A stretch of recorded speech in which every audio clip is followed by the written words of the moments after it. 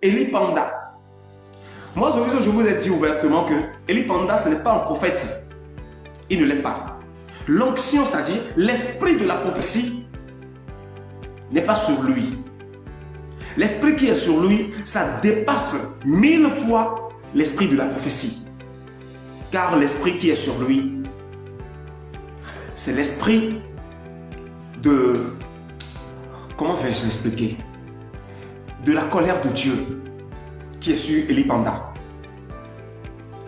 Je vais répéter encore ce que je dis. Je dis, Eli Panda qui parle et que vous écoutez, et que parce qu'il a parlé de beaucoup de choses dans le passé qui se réalisent aujourd'hui, les gens disent que c'est un prophète et que lui-même certainement se déclare être prophète. Eh bien, je vous le dis, il ne l'est pas.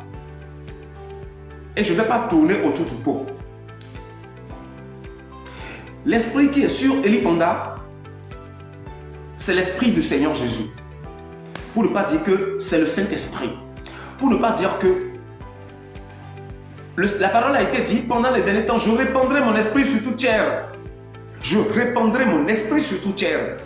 Ça voudra dire quoi?